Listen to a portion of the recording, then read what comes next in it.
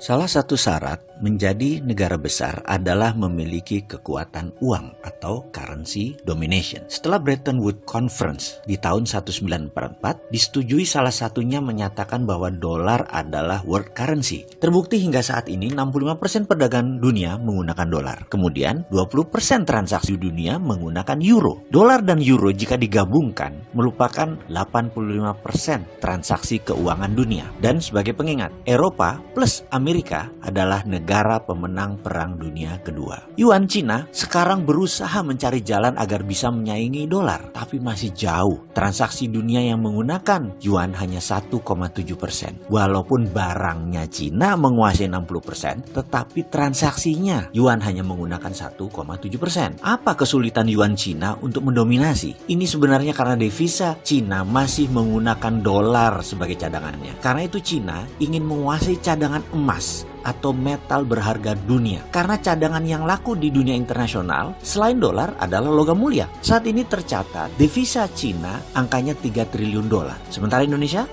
angka cadangan devisanya adalah 120 billion dolar. Yang terbanyak dolar tersebut dipegang swasta lagi. Dari 120 billion itu, kita juga belum tahu sudah dihitung dengan hutang nasional belum. Alias kalau kita bayar hutang tersebut, jangan-jangan cadangan devisanya nol. Kembali topik bahasan, yaitu currency domination. Ada hal yang di Baltimore, Amerika sering lakukan, yaitu simulasi currency warfare oleh Pentagon. Simulasi currency warfare itu banyak jurusnya. Misalnya di tahun 1977, 1981 ini malah bukan simulasi. Dolar ditebas hingga 50% nilainya. Dalam taktik perang, dolar tadi menggunakan strategi yang namanya dollar reset value. Ini bagian dari currency warfare. Selain mereset value-nya, ada juga strategi lain, yaitu dolar fisiknya diganti. Kalau fisiknya diganti, ya nilainya ikut diganti. Misalnya, mata uang dolar sekarang diganti dengan mata uang yang baru dan nilainya tinggal 50% katakan. Amerika bisa melakukan itu, bisa buat dolar baru. Bagi Amerika, nggak ada masalah karena cadangan dia 78%-nya kuat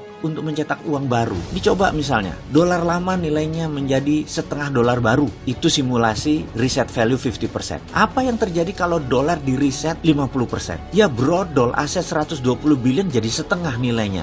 Yang tadinya bisa menghidupi 6 bulan kebutuhan bangsa Indonesia, sekarang cuma 3 bulan. Setelah itu kering dan pasti chaos di mana-mana. Dan apa yang terjadi dengan Cina? Sama persis seperti Indonesia, hanya impact-nya tidak sebesar Indonesia. Mengapa? Begini sederhananya. Kalau kita hidup punya tabungan besar, kita bisa hidup dari dividen tanpa gaji bulanan atau tanpa punya income bulanan. Tetap kita bisa hidup karena tabungan kita besar. Kita bisa invest kemana-mana. Atau sebaliknya, gaji kita bulanannya besar, pendapatan lain-lainnya besar. Kita taruh di saham, punya properti, kita punya multi streaming of income yang besar. Maka walau tanpa tabungan yang besar, kita tetap hidup layak. Cadangan devisa itu adalah tabungan deposito. Surplus trade balance itu multi streaming income. Indonesia cadangan devisanya besar nggak? Kemudian kita tanya lagi, Indonesia perdagangan surplus nggak? Oke, kita jawab sendiri ya, urusan itu nanti ya. Cina bagaimana? Cina begitu currency warfare diterapkan oleh Amerika dengan mereset value dolar yang menerbitkan dolar baru, didiskon 50%, maka cadangan devisa Cina benar tinggal setengahnya. Tetapi karena trade balance Cinanya surplus, maka impactnya tidak telak seperti yang didapat Indonesia. Karena defisit neraca perdagangan kita minus. Sudah itu cadangan kita kecil, kita kepukul. Kalau dipotong 50% kepukul, apalagi dipotong 80%, bangkrut Indonesia. Kembali lagi ke masalah kita. Karena kita tidak ingin hal itu terjadi,